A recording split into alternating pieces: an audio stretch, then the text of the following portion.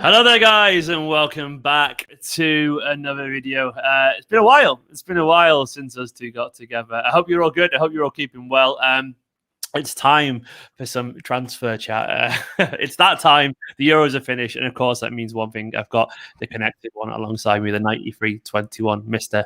Ahsan Naeem. How are you doing, my friend? Are you good? Are you well? Is life keeping you good? Hot and bothered. Same. Got the doors open in the background. I can't imagine how hot it is there. It's like, I don't know how it is there, but it's about 25 degrees, which in Manchester is obviously just warm. It's warm. My watch tells me it's 27, but it feels a lot hotter than that.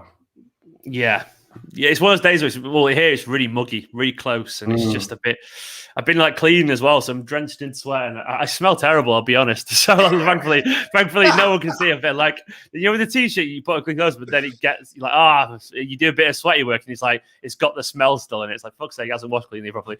But I thought no one can smell it. It's fine. A bit TMI that, but you know what? We're all here together to chat about Manchester City, which is good because there's been loads and loads going on. And to be honest, I've been browsing the aggregators because the last 3 hours, I've been insanely busy.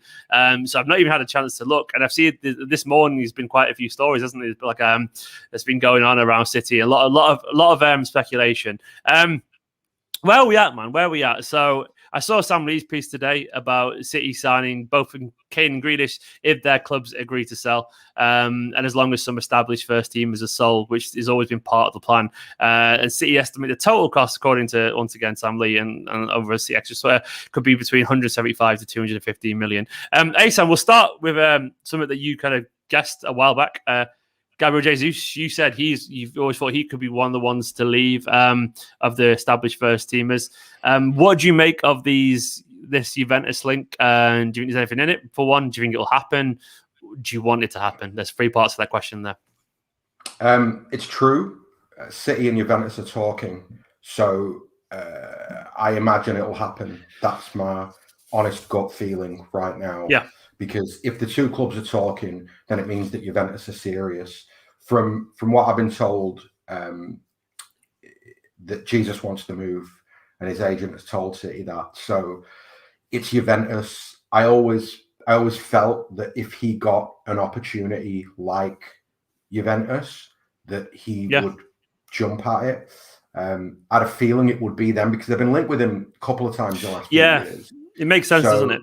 Yeah, it's always kind of made sense to me. He's always felt a little bit like he could be a Juve target. So yeah, the first thing is that's real. Like they're talking to City. How do I feel about that? I mean, it's one of those where I think we talked about this on one of the first videos that we did, that of all the players who should be looking at what happened this season and being really worried, Jesus is probably the one who should be the most worried, because I agree. He didn't get a look in at number 9 between January and the end of the season, and he's meant to be a number 9. And Aguero was basically crocked or not being played, whatever. And the fact that Pep preferred all manner of false nines before Gabby, I mean, it almost tells its own story, if that makes sense. So, go on. No, I was just listening. Man. But I mean, I largely agree. I mean, the writing was kind of on the wall for Jesus as soon as they stopped using him, given the fact that he was always meant to be. He was the one who would step into Sergio Aguero's shoes. He was the one. He was the chosen one. And to be honest, we forget as well that he arrived as a kid from Brazil. You know what I mean? So he did arrive. He didn't arrive in the way that Sergio Aguero arrived as a superstar in the making. He arrived. He was still potential. He was still like very much a young lad who obviously really, really highly rated. And I think it's probably fair to say he's actually been worth the fee that we paid for him for what it's worth. I mean, he has. It's definitely been easily. But I mean, you never know when you spend that much money if they're going to become Aguero or going to just become a very good striker. And there's a massive difference between Aguero and a very good striker, because that's the elite level. But what I will say is that I think that last season it was really obvious that when he wasn't, chosen to step out of the shadows of Sergio Aguero to lead the line, and when he got the chance, he never really he underwhelmed a little bit. I think it was obvious at that point his personal frustrations, if he had them, because I didn't know. I was just guessing at that point. If he had them, would be massively exacerbated. Because why wouldn't they be? Because you can understand if you're Gabriel Jesus being behind Sergio Aguero. I think any young striker can, because he's Sergio Aguero. He's a legend. He's literally an icon.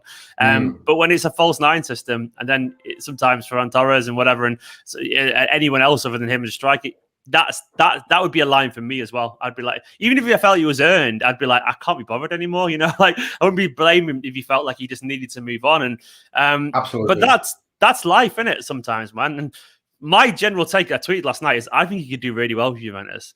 But I think it's one of those where it's like you're damned if you do, you're damned if you don't kind of thing, because I feel like he possibly needs the change of scenery, because we all do sometimes in life. You can be very good at a job but then not be comfortable somewhere and go and succeed somewhere else in any form of life. And I do genuinely wonder if just Juventus over there, it could suit him, and he could be reinvigorated in the way that Lukaku was reinvigorated into Milan or something like that, and he could find a bit of confidence. I know it's a lazy comparison, but the point I'm making is like a change of scenery can make a player I think he's very good. I think he's not confident.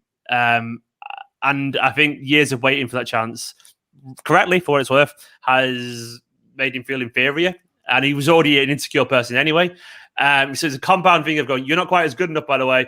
And then if you get a chance, you have to miss. If you have to get a chance, you have to take it. So all these kind of things, and he's not done that. And I think it's just crushed his confidence a bit. And I think he goes somewhere else as the big signing, he'll get like a bit of energy again, and maybe he'll find himself. But what I will say is, how do Juve afford this, man? I don't know what their finances are, but I can imagine they're pretty shit. Oh, are they shit? I don't know. I mean, I know Ronaldo's cost them an awful lot of money. I don't know. I believe that the parent company have put 450 million or something like that into Juventus to cover COVID losses. Are they owned by Fiat or something like that? I don't know. Something like that. It's the Agnelli family who owns Fiat. No. Oh, yeah, the Agnelli family, they own Fiat. They've got loads of money, billionaire money. Billionaire industrialist money. So I believe that, I'm sure that I've not dreamed that. I'm sure if I've dreamt it, somebody in the comments will tell me that I've dreamt it. But someone said it's got a 400 million loan. Right, there you go. So there you go. So they've taken out a loan to deal with COVID and all the rest of it. Look, my gut feeling is that this will be a loan with an obligation to buy. So basically, they will loan him for a year, and at the end of the year, they'll pay a fee, and they'll pay a loan fee for the 12 months as well. Yeah. That's how I see this playing out. And I think, City are a little bit stuck between a rock and a hard place. And what I mean by that is, unlike Bernardo Silva, right, who played a lot, Jesus just didn't play a lot, right? So you can't really overvalue him. If you turn around and go, well, he's an 80 million euro player, Juventus will go, he barely kicked a ball for you last season. What are you talking about? Aguero was crocked and he still didn't play. So what are you talking about? And I'm sure that his agent would say that as well. And just to go back to, I think I said this in the first video that we did, or one of the first ones, that Jesus is the one player who I would accommodate their leaving. And what I mean by that is that I'd be cool if the agent goes, he really wants to go, and Juventus go, we really want him, but it's going to take us a year to pay you. I'd probably extend them that favor. And I'd do it for the lad, really, because I'd be like, well, you know what? If you're not going to do it here, I want you to go and do it somewhere else. I think that's fair. So, that's my take. The thing with Jesus is I still think he'd be really good, but I think I could not deny being completely impartial. There's just loads of questions marks still. He's been here for a while now, and there's loads of question marks still. I can't pretend that they've been answered, and I can't pretend that I know the answer. As a result, it's not unfair for me to conclude either way. He should stay or he should go. So I'm in the middle. So I can't. I agree with both sides fundamentally. So it's like in that instance, well, no, I don't think either answer is wrong. If he stays and proves himself, I don't think it's wrong. If he goes somewhere because he wants to shout, I don't think that's wrong either. So I'm content with both options because I think they're fair on the player, really, and I think they're fair on the club, and I think they're fair on anyone who has a strong opinion on it either way. Because They just are. Like, I think there's too many variables. Sorry, too many unanswered questions about Jesus to disagree strongly with either really thing, in my opinion. But I will get to a few super chats quickly so I don't scroll past them and lose them. Big Johnny said we're trending number 1 on Twitter again over the new NFC takeover as well. I didn't even notice that. We are big. I think getting both Harry and Jack's a bit stretched. Many egos. I don't think they're egos for what it's worth. You're entitled to your opinion. I think he's just a Jack the lad, isn't he? That's what he is. I don't think Kane's got an ego for what it's worth. If anything, Kane strikes me as someone who's quite reserved, like clean cut kind of guy, isn't he? By the way, cheers for the comment, man. We are big. Man City are massive. We know this because City are a massive club. And Burnout Jack as well says, yes, lads, if Gabby goes, do City sign a second striker or just Varane with the lap as third cover that spot? That's how I see it. Exactly. I think you answered your own question there, man. Yes. Mainly because that one striker will cost an awful lot of money that you're not going to buy another one, and mainly because it would also, once again, also last season as well, the false 9. We proved we didn't really need a second. We could go back to that. We can go back to that, or give those two lads a go. Let me ask you a question. So, and I'm asking Jack this question as well. But ultimately, if you're going to sign a backup striker, who are you signing? Danny Ings. So then tell me, who would you rather play in the 9 position in certain games, Danny Ings or Torres? I'd rather play Torres. I mean, and it's not that I don't rate Danny Ings. It's because we have him. We have him, and his development is good for us. The more that he plays, I think that's better for us. So, and we have enough players who I think can play the quote unquote second striker role. That our focus should be on getting a main striker.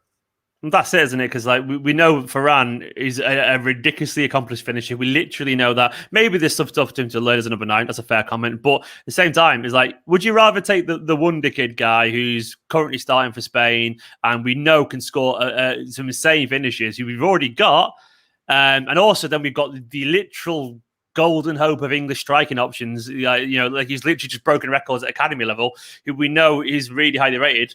So would you rather piss those two off or then to sign an old Danny Ings or something like that? I just don't see the point. I don't see what it really accomplishes. No. Like, it's just go full in as well on your main striker. I mean, does Jesus leaving, though, make it harder to sign Kane? Because what I mean by that is we literally, like, we're publicly saying we're going to sign a striker if we sell Jesus. And also we're having more money.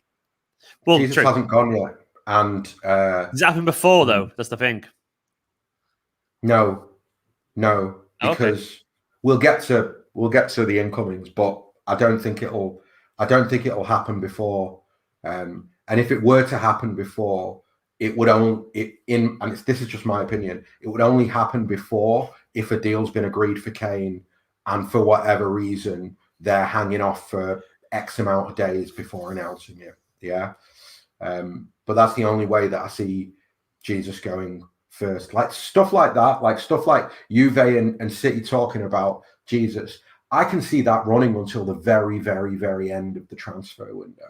Because in the end, Juve are going to be haggling for everything. They'll be haggling for their lives, and City will be haggling for their lives. And because the player isn't the positions of the player and the two clubs means that this is a deal that I can see basically dragging until City have done their deals and then being like, right, okay, we'll let this happen now. Yeah. No, I agree. That's the logical thing to do, because I do think it impacts us quite a lot. I also think it'd be very naive to get rid of Gabriel Jesus if we haven't got another striker, because I don't think they do that. I don't think they do that. That's not. We just weaken our squad quite a lot. Realistic thing. I know everyone will try and get good, but he's a winger, but he's also a striker. Regardless of where we think he goes to play, he's quite literally is a striking option, is the point I'm making there. And he is, we know he is fundamentally, regardless of what we think of his best position, he's clearly someone who can play as a striker. And I think, put it this way, if you ask Guardiola, who he'd more likely to trust out of the 3 that we mentioned, Jesus, Varane, or Delap, over the course of a season, he probably would still take Jesus.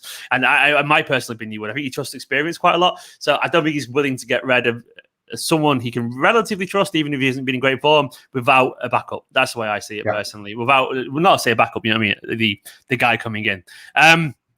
Let's go on to the incomings. This is the bit everyone gets excited about. Oh, by the way, before we do that, can you see any more outgoings, I guess? I mean, like, it's been quiet. But other stuff's gone really quiet since the last time we spoke. I mean, there was a lot of noise around that, but it has kind of disappeared a little bit.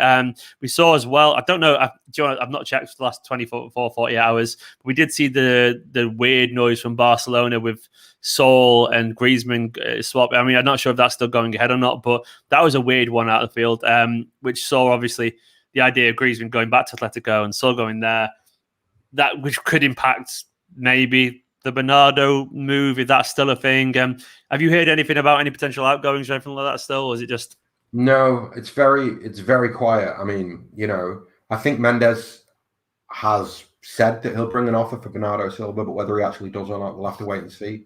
Yeah. I don't think that, I was skeptical. If you remember, again, when the season ended, and it was like, oh yeah, all these 8 players, they're open to leaving, and they want. And I was just a little bit like, I don't see any of them leaving. I don't see any offers coming.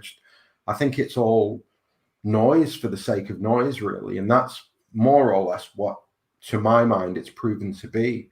Yeah. I don't think that, like, so City don't want any swap deals. They're not interested in swap deals. Full stop. Right? So if you want Bernardo Silva, you've got to pay cash for him.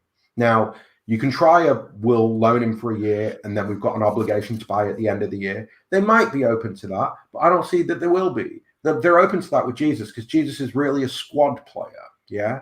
Whereas Bernardo Silva is a first 11 player for City. So they're not about to just loan him with an obligation to buy. You've got to bring the money. I'd be fuming with that, personally. Yeah, totally. I mean, it's just not... Yeah, he's Bernardo Silva. He's not nobody. No, totally. You don't give him away. I think the one caveat, it's not really a caveat. The one thing I would say is that that Pep and City like players who conduct themselves in the right way. And they will look at Bernardo and they will look at Jesus and they will say, those are 2 lads who conduct themselves in the right way. They don't pull bad faces. Pep's always said that. They train hard. They're always available. All that sort of stuff. Yeah. So maybe... if Bernardo comes back to pre-season training and goes to Pep and says, look, I'm depressed in Manchester. I really need to get out of it. You need to help me. Yeah. Maybe Pep will go to Ferran and to Cheeky and he'll say, all right, look, it's cool. Grant him the move, figure it out. If they need to pay in a year and do whatever. Like, Pep might get in the middle of something like that, but that's the only way that I can see a deal that isn't a hard cash deal getting done for Bernardo. I agree. It's going to be weird because obviously we know. We don't know. None of us know. I believed the reports about Bernardo's where his head out was at and kind of stuff. But time's a healer. He might just be thinking, fuck it, one more year. What's the worst that can happen? We just don't really know, do we? We'll have to see what happens. Scott, by the way, big legend, says, good morning, guys. I love Jesus and really want to do well, whatever ends up happening. Thank you, Ahsan. I love the info you bring. It's always appreciated. Scott's a legend. Scott, by the way, was the reason for my top 10 kits video yesterday. To Scott, you're an absolute legend. Nice one. Yeah, Scott's fucking. I call it big enemy energy always. Bit of BDA, so he's absolutely top look. On to the incomings, man. Like, so it feels like, because this is how it always feels until something happens. It feels like we're exactly where we are a month ago. Like, in terms of like, yes. we were talking about the same players. Do you think we are where we are a month ago? And what I mean by that. Yeah, actually, do you know what? I can let you interpret that question however you want to, really. Like, do you think anything changed, I guess, in the past week? Do you think we're still very much... I don't think so. Do you think we're still where we are a month ago? Yeah. More or less. I think City want to sign Grealish and Kane. I think that, they will try. The Grealish one is a weird one in the sense that, so maybe there's a little bit of a wider conversation that I can have first, and that is that when we began doing these videos, it was March, April, something like that. Yeah. I think it might have been March we did our first video. It's very difficult before the season ends, and I said this at the time that, like, look, we won't really have a clear picture even of who the targets are until the season is over. Of course, like, I was wildly confident that Haaland was going to be the guy in March, April. But then the season ends, and the people that I know around Pep, like literally like one step removed from Pep, It's after the season ends that they talk, because they don't talk during the season because there's football to be played, and they're too professional for that sort of stuff. Yeah. Since the season has ended, it's just absolutely crystal clear. Guardiola wants Grealish and he wants Kane, right? And the vibe a couple of weeks ago was that Grealish is really close. Yeah. Now, for me, that always feels a bit like, how can you say that if there's a negotiation to be had? But the word is there's a buyout, right? So if there's a buyout, then you can say, well, yeah, this transfer is close. Because if you've spoken to the agent and he's gone, yeah, he'll come, this is the contract, and you've gone, all right, we'll give him that, then you just know you need to go and lodge the buyout. What I'm surprised about as of today, which is Friday the 16th, is that City haven't paid the buyout. And there's lots of stories that Grealish will sign a new contract. Now, you can interpret that whichever way you want. You can interpret it as City have got cold feet for whatever reason, or you can interpret it as Grealish isn't that sure that he wants the City move, or you can interpret it as a negotiation is being played out somewhere in the background. That's what I think is going on with Grealish right now. My gut feeling here is that Villa have gone back to Grealish and they've offered him the same money as City, right? And my gut feeling is that Jonathan Barnett has come back to City and gone, well, you know what? Actually, we want this much money, yeah? And City have gone, wait a minute. We agreed. We shook hands on that. You want us to now sweeten the pot again on a buyout clause deal where we've got to pay 80-something million. Do you really think this buyout clause exists, by the way? Do you genuinely believe it exists, the buyout clause? Yeah, because I know that nobody around Pep is ever confident that a deal is going to get done when there's a negotiation to be had. There's a reason that we do. There's a reason that we do buyouts, yeah, and it's because City don't like the way the goalposts get moved all the time when they're involved in a transfer. So we really are buyout FC, aren't we? Yeah, totally. I mean, I've said that for a few years, that if there's a player with a buyout and they want to buy in that position, they're going to be all over it. But yeah, like I think there's a dance being danced, or there's an arm wrestle going on over the Grealish thing, and we'll see how that plays out, because City will walk away. Like my bet is that if Jonathan Barnett is asking for more money for Grealish, City will knock that deal on the head quickly. They'll go, "Nah, you're all right. Bye. Next." Well, they'll call his bluff surely in that point and be like, "Well, sure, all right, go and get 250 grand at Aston Villa, but yeah, exactly. Here you get 250. Here you get 250 grand, increased global exposure. You get Pep Guardiola, you get Kevin De Bruyne, Foden, Exactly. Sterling. Exactly. You get trophies. You get to win. You get to become one of the best high-profile players in the world, and you get more money because you play for Manchester City, and because you get more sponsorships and bigger deals and trophies, and you get well more. And regardless of what Aston Villa can say, it's like, it's not just about money. You know, like, I'm sure it's tempting for this boy or club. It's definitely something to make you go, okay, of course you would. But you know, it's like, well, you're still at the same place. He's just got a slightly bigger bank balance, and for a guy who seems to be as obsessed with football as he is, like who seems to be absolutely fawn over Kevin De Bruyne. And to be honest, if I was his agent, I would be doing the same thing. Of course he would. That's what I was going to say. That's his agent's job. His job is to maximise the deal. The City can just call his bluff in and go, all right, we'll give you $5,000 extra. There you go. And there's a story that's been pretty widely reported, that when Laporte was on the jet flying to Manchester to sign the contract, his lawyer or his agent rang up and went, I can't tell you how I know. No, it's better. It's worse than that. I can't tell you how I know. In the room as they're about to sign the contract, someone just went, we want an extra 2 million or something like that, and they were like, "What?" And I got to be careful what I say here, but it was that intense. It was like, "What the fuck?" We've just flown to Spain, last minute. It was that intense. Yeah, it was like really like. That's that guy ringing you now, going, "Stop talking." I'm just trying to figure who that is. Actually, I think that's something about a YouTube video next week. But it was like, I wish I could say the story because it makes it so much more fascinating.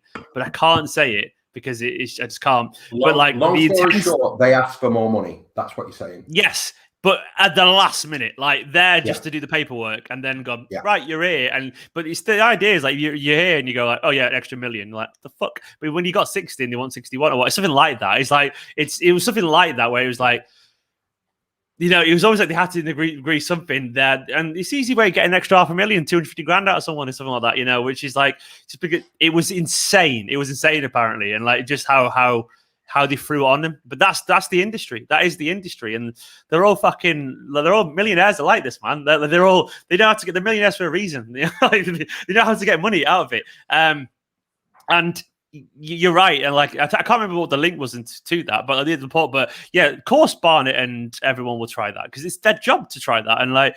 And he would be failing Grealish if he didn't do that. It doesn't make it easier for us, but City will have every right just to kind of slightly call the bluff and go, all right, you want 250 grand from us. So they're giving 250. Well, we'll give you 251. There you go. We'll give you 255. There you go. You got an extra $5 grand out of us a week. That'll pay, that'll pay for you to have some fun at the weekend. I don't know, whatever. Just take it. I mean, it was a clip. It was clipped a bit in someone said it was clipped a bit in the All or Nothing series. It wasn't that from what I saw. Did someone just tell me to watch my profanity? Wow. Someone just... I'm 35 years old. No, I'll swear when I want to swear. Anyway, I've watched my words now. Yeah, no, it's a guy called James I'm watch Bond. My words now. I'm not going to swear. No, properly not going to swear. I'll piss, shit, crap, fuck. There you go. I'm not even told not to swear. I'm 35 on my own YouTube channel. But basically, so I think you're right. I think the presumptions are right. I mean, do you reckon? Do you think this is something that is? I don't know. You don't know if it's soon or not, do you? Really? I guess it's one of those things where. Do you think there's any? Do you think it relies on anything happening? The Grealish transfer. Like, do you think it relies? No, it's just... I don't think Kane and Grealish. I don't think they rely on anything. I think that those are the two players that Man City want, and they're trying their best to sign them, but they won't have the piss taken out of them. And even me saying they won't have the piss taken out of them, I wonder whether privately they might do. I wonder whether they've promised Pep 2 players. Pep thinks he's getting 2 players. Pep signed his new 2-year contract. Like, I just find it very hard to believe that Cheeky or Ferran pick up the phone and they go, you know what, Pep? Sorry, mate. Just a bit too expensive for us. I don't see that happening. I think, I think there'll be a dance. I think there's more likely. One thing I will say, I think we're far more likely to have a backup for Jack Grealish than we are for Harry Kane. I don't know what I was referring to, but someone said, Ollie Colson said, who's the player in Premier you were talking about as an alternative to Grealish, Ahsan? Saw it mentioned this morning on Twitter. I don't know what... Was that... What's this about? I don't know. I presume I know nothing here. What's this whole context about? I said that I know who I'd like if the Grealish... Oh, who you would like? Through. Oh, okay. Yeah. And the player that I would like... Sorry? Quality player. I really like Elements. Yeah, top player. I just think the top player, I think he can play as a 6 and as an 8. I believe Grealish was being bought to play in the 8 position. I don't think he's, I agree, actually. I think he's been brought to play in that left-hand channel. Exactly. He's basically, here's what I think's happened. I think that probably 2 years ago, they thought that Phil Foden was going to end up in that left-sided number 8 role. I think subsequently Foden has shown himself to be a front 3 player. I think because of that, they've realized, okay, well, we have to go and buy another number 8. And that's where Jack Grealish comes into the equation. And yeah, if for whatever reason... The flexibility of those two, for what it's worth, I mean, they both can do both roles, really. I mean, maybe at varying degrees, but either way, like those two linking up with each other and just rotating about on that side, I think that would be natural width there, a lot of dynamism. Put it this way, it also does lend itself to a nice little bit of versatility tactically, because imagine for whatever reason Foden's not getting any joy on that side. Well, why Foden decides to tuck in a little bit and then he goes that wide a little bit, and there's barely any disruption, but it's just like one player might get more joy out of the opponent than the other or whatever. I've always thought Grealish would be an 8, not a winger if he came to Man City, just because he's good at holding onto the ball, Grealish. Like, he really is. I mean, different to David Silva. He is different to David Silva, but he's comfortable playmaking in a way. Yeah. different to I wouldn't say he's not like Paws or esque, but I would say he's more that than De Bruyne and Bernardo. Like in terms of he likes to hold his ball, he likes to do a little 1-2. He's forced a little bit of space and all that kind of stuff. I saw a lot of in Villa where he was on the ball an awful lot and he was kind of slowing down play and picking up pace and all that kind of stuff. So I think he could do that. I think he could learn an awful lot as well from Manchester City, obviously Guardiola and Gundo and all that kind of stuff. So I think he would be there. I've really grown in the Grealish transfer, mainly because I just think it'd be a bit of fun, and I think that's a good reason as any to have what a transfer because it'd be fun. I'm still a bit, I like Jack Grealish. I think he's a good player, but I think he's going to have to come to City and prove to me that he's worthy of playing in a City shirt. Because right now, I feel a bit like, all right, if Pep really wants him, I trust Pep, but I've not watched Villa religiously. I've seen him play and be really good, and I've seen him play and not be really good. So, do you know what I mean? Like, I don't know. Yeah. It's not something that I get really excited about. And I almost look at it and I go, he's not an immediate first 11 player for me. Like, he doesn't dislodge Rodri, Ferner, KDB, Gundo, Raz, Mahrez, Foden. Like, he doesn't. He's a player who will have to come in and earn his spot. He definitely would have to earn it. I think he's capable of earning the spot. For sure. You never really know. I mean, he's good enough for this. I have a certain level of like acceptance with transfers where the way I look at it, is he clearly a good player? Yeah. Do I trust? Yeah, if someone's clearly a good player, at that point, I just trust the judgment. If just they tick a good player box. That's why the last season I was like, I'm fine with Koulibaly, Koundé, or Diaz because they're all clearly just good players. And any of them, like, we don't scout idiots. We're not scouting anyone who is not. I mean, some are more successful than others, of course, and some may appear immediately better than others because there's always you get a feeling these sort of things, but. If City link someone, they're a good player. How good they're going to be, I never know. But he passes the eye test in terms of, well, he's clearly a good player. And if Guardiola really wants him, I ain't going to tell Pep he's wrong because I have got no right to tell Pep he's wrong. So it's that simple for me. Yeah, the only thing I would say about him is that Mahrez, when he came, everybody was like, he's just going to hit the ground running because he's been doing it at Leicester and et cetera, et cetera, et cetera. It took nearly a year for Mahrez to show his best for City. And I think that's the thing with Pep's system, that it's some players, they arrive and they slide into it and it's no problem and away they go. And other players, it's a longer period of adaptation. And I personally, if you had to ask me now, I think if we're signing Grealish is one of those where you're probably going to be looking at the second half of next season where he begins to try and cement himself a place in the first 11, or he begins to massively impact what the team are doing. Just because it'll take him time to... Yeah, that's very possible. I can't disagree with that. Learn the system, get into the intensity, all that stuff. Yeah, we'd have to see. I mean, like... one thing I always think about Grealish is that if he came to Manchester City, I think he would feel like he had a lot to prove. I would hope. Yeah, that for sure. I feel like I genuinely believe. I don't know what. I think he can be a bit of an idiot off the pitch. We've seen that, but I do think he cares about his football an awful lot. I get the impression that he's obsessed with football in a way that, like, in a similar way to Phil is actually. Phil's a bit obsessed with football. Like, I feel like they just all they think about is football. Like he says, I've watched interviews where he's like, "Oh, all I do is watch videos of my favorite players. That's all I do at home." And I actually believe he's telling the truth. I don't see it doesn't seem like a convoluted answer. I don't think he's the brightest person in the world. I think he just sits at home, watches KDB, and goes, "I love KDB." Watches Ronaldinho. He said something like that. That's what he does, and I think. I think and hope he would react to those players really well, because I do think he's in his head. He's a bit of a winner. I think he wants to. I think he wants to win, and I do think he's a bit of. He's done some very stupid things, which I don't really approve of. But I don't think he's a fundamentally bad person. I think he's just a bit stupid, and I do think actually he would fix up and look sharp a little bit at Manchester City. I would hope anyway, because I think put it this way. I just want to say one thing, right? When we signed Benjamin Mendy, a lot of people said exactly the same thing about Mendy, because Mendy came with some very similar issues, if you want to put it like that. And everybody was like, yeah, but he's got the talent and he's motivated and it's Pep. And etc., etc. Now, obviously, Mendy went down with a really bad injury, which makes a massive difference. But I do think that all of these things are a consideration.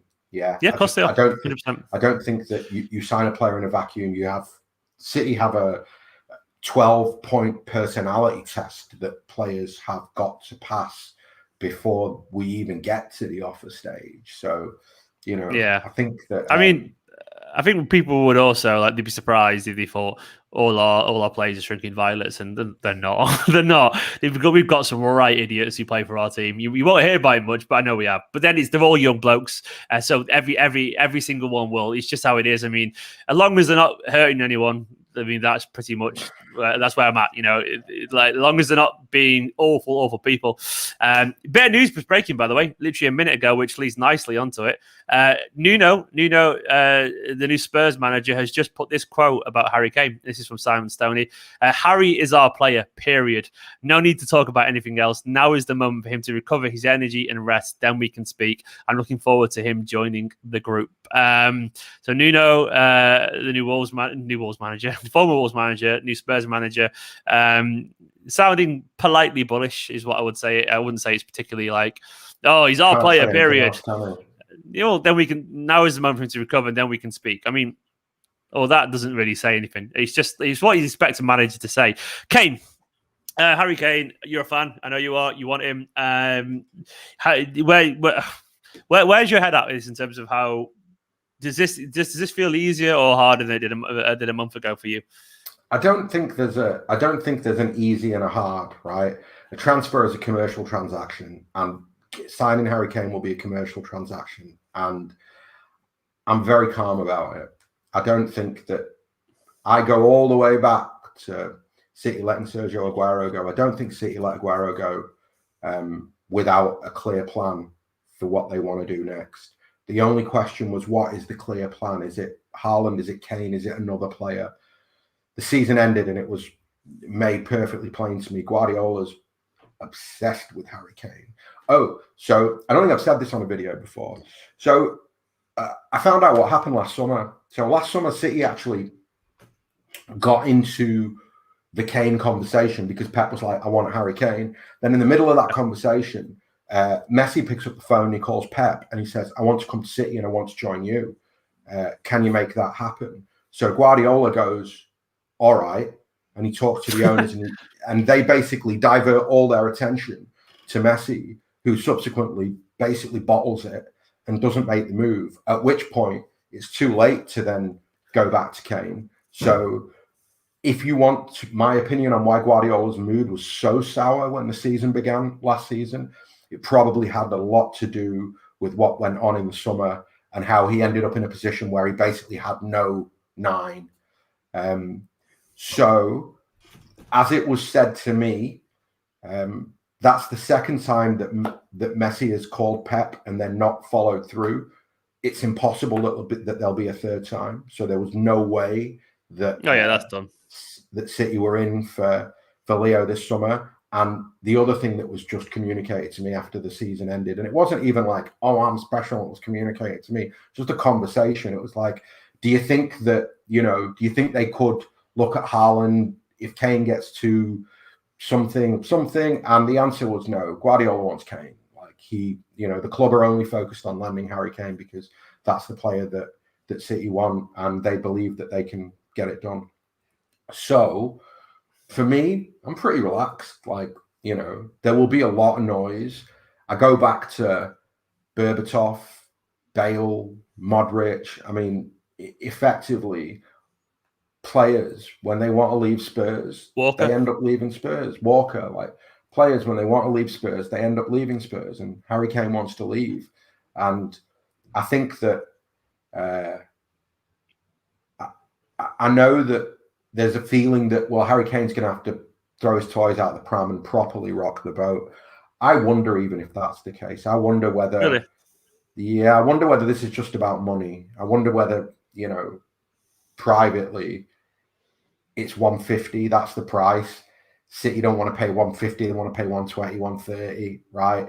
They've got to 100 as the tournament has started. and then they've gone, well, we're not going to carry on now. We'll wait. Yeah. Once the tournament's over, we'll let Levy stew on the 100, right? And then we'll come back in 3 weeks or 4 weeks and we'll pick this up. I think they've picked it up. So my gut feeling tells me in the next 4 days, 5 days, we'll hear something else again, like whether it's Spurs have rejected a bid or whatever.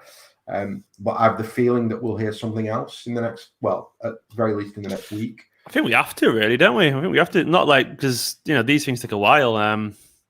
I think Guardiola will be putting pressure on Cheeky and everyone to get done as well. He's not going to get into his preseason not knowing how he's going to plan his teams, and obviously he understands. I was going to say he understands that, but I think what you've got to remember is that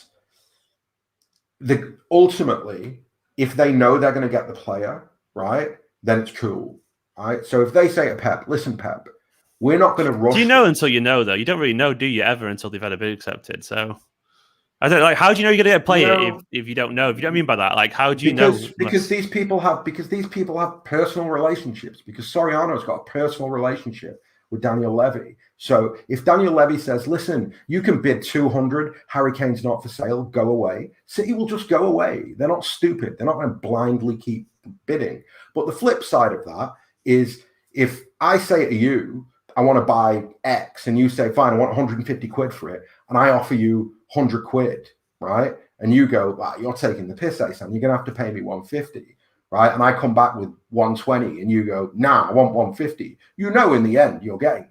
Like, there's no, that tomorrow you can give him the 150 and take the thing. So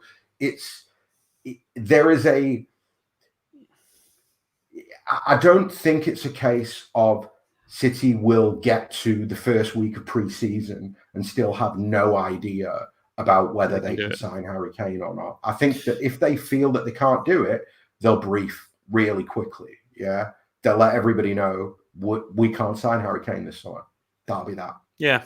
Well, we do know from past, there's loads of players that we've been in for, that we've only for him, we think we can get them, that have lasted a while, then we pulled out because just how it goes, and for various reasons, of course. But I have to say something. Like, you have to remember that there's a characterization that City thought that they had Jorginho, right? But then he chose Chelsea. No, he didn't. Jorginho's agent moved the goalposts, and City went, piss off. We're not giving you any more money.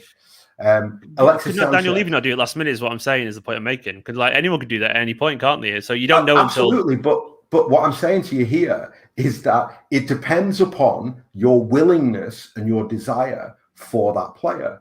So, for example, with Harry Kane, if Pep Guardiola's going, he's the only number 9 that I want, and you have to land him for me, then privately they'll all know, look, in the end, we're going to have to bend to Levy's will. So let's just make this as much of a negotiation as we can, drag it out, see what the best deal is that we can do, and then in the end, get the player. So, there has to be a limit, though, doesn't there? Surely, because he wouldn't go surely they wouldn't sanction 200 million, for example. So that means there's a limit. I don't think that. I think it's pretty clear that the price is 150. I think that if you read everything I've read from the Spurs end, has been Harry Kane is not for sale, but his price is 150 million pounds, right? So his price is 150 million pounds. I look at it like this: City got to 100 before the Euros started.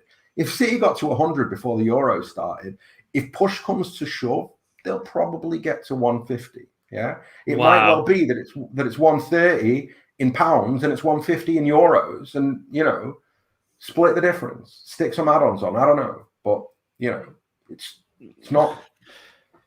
The fee is, to me as a supporter, the fee's not important. I could give less of a shit. I agree. What they pay, but I want the player. I'm not overly bothered either. But obviously, the clubs are bothered. Otherwise, they sign everyone always. So obviously they have maximum limits that they can do because they gotta get those balance sheets right. A couple of comments here. John saying Kane is better, get the lap confidence and time.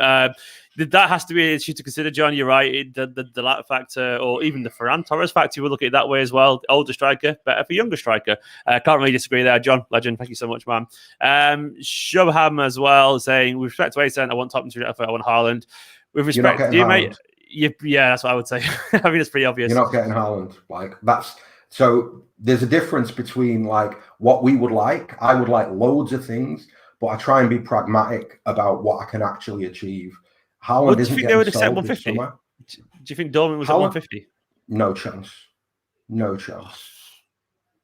No chance. The same amount of money for a guy who's going to lose for 70, 80 next year or something. You know,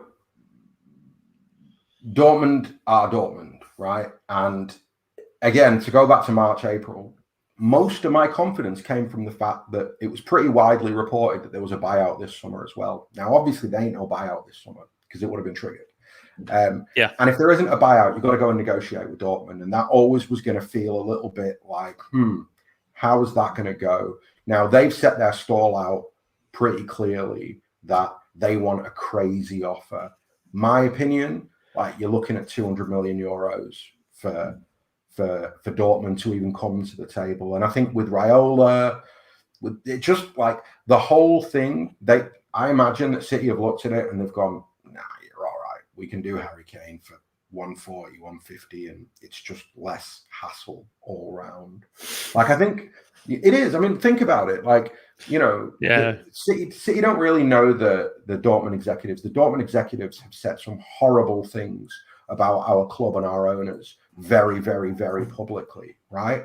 So I imagine that on some level, there's a reluctance at sticking 150 million quid in their coffers. Do you know what I mean? Like you're talking about, Watzke's said some really wild stuff about our club and our owners. So whereas Levy and Soriano sit on all the same board, you see what I mean? Like they're just the Premier League chairman, they all drink from the same trough. They're all, you know, they are, I don't want to say they're all mates because they're not, but they all know each other and they do business with each other regularly. So it's a lot easier to navigate that situation, even if you've got to pay a Premier League premium. Indeed. Ahsan, I know we've both got loads of stuff to do. So I know you've got Ahsan's a busy man. He's got people to see and places to be. And I'm off to the Cotswolds for the weekend. So I'm going to unpack and stuff like that before tidying. Guys, thank you for watching. Of course, go check out the 9320 pod. Ahsan is absolutely wonderful over there as well. 9320 plays a link in the description. Of course, go and give him all the love over there as well. Likes of who else is there? Stefan, Lloyd, Joe, Howard, all great over there. Howard is an absolute legend. And also, Howard Hawkins got a season review book that's still available on Amazon. It's available on your Kindle. It's a season review book, but it's also about a year in lockdown. It's an excellent read. It's a summer read. You all need to purchase it. You also need to go to 9320 and follow the 9320 pod. Even if you don't want to listen to the podcast, just go and follow the Twitter account. Like we say some interesting stuff sometimes. That's the rule. That's the book. Go and buy it. It's wonderful. Guys, got to go. I hope you enjoyed this video. Ahsan's class. We'll be back, I'm sure. Eventually. It's never going to end. It's never going to end. See you later, guys. Like, comment, subscribe. See you later. Go follow the 9320 podcast in a bit.